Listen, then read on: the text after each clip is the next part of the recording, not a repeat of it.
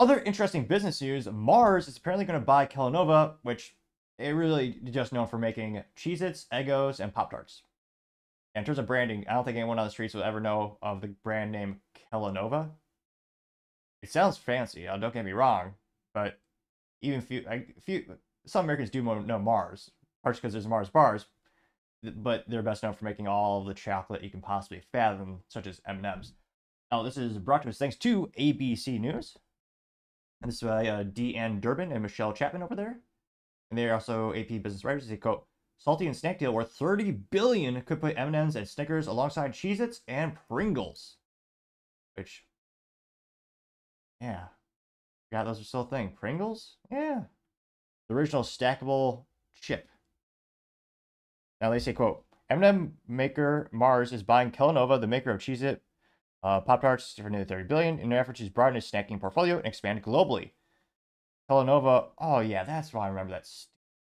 Kellanova was created last year when the Kellogg company split into two businesses. Chicago-based Kellanova sells many of the former company's most profitable brands, including Pringles, Eggo, Townhouse, Morningstar Farms, and Rice Krispie Treats.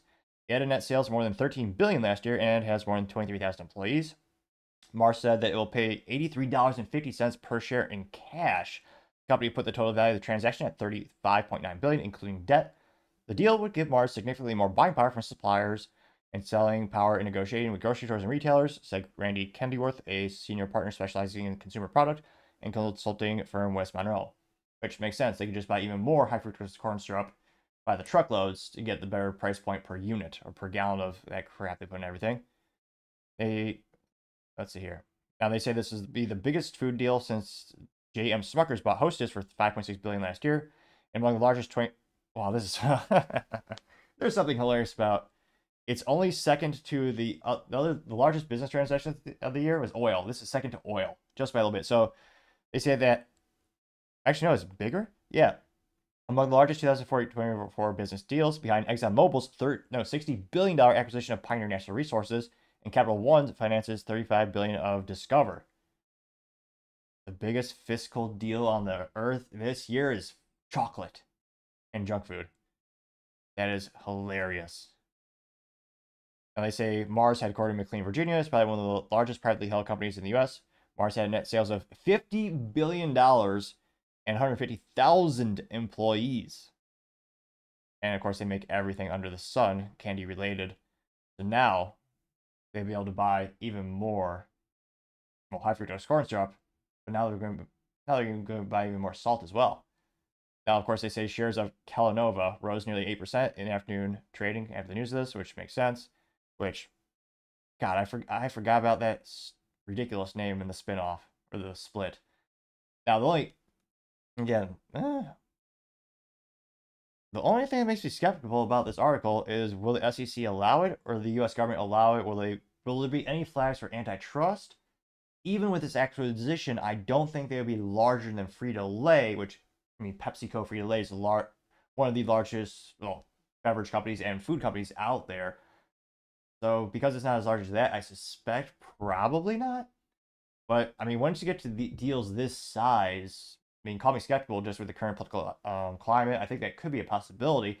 Again, none of this is financial advice. I'm not telling people to go out and buy any of these stocks or do anything like that. But it is interesting to see these food companies continuing their consolidation. It makes sense. You need to get the economies of scale because consumers are very price averse these days. And contrary to popular belief, grocery stores, they're not doing great either. The average grocery store makes 2% profit margin. So it's a tough industry to be in. So you need to get things as much as possible when it comes to economies of scale. But let me know, do you think this acquisition will be successful, will go through, and then again, unfortunately, there'll be some layoffs of headcount or employees because you'll have redundant jobs, and will all those variables, increase buying power, reduction in headcount, maybe that'll lead to lower prices for us at the grocery stores? Maybe I'm a little skeptical, but who knows? Let me know in the comments what your thoughts are. As always, it'd be fascinating to hear what you have to say. Thank you, everyone, for taking the time to tune in. Again, trying to get to 4,000 subscribers by the end of the month. So if you can click that button, I greatly appreciate it. Also, giving me a thumbs up or thumbs down or comment is a great way to give me some additional feedback, letting me know how I can make the show better and better. Lastly, don't forget to take the time to tell your family, tell your friends, tell your coworkers, heck, tell your enemies, tell anyone and everyone. Just stay safe. Fight the good fight.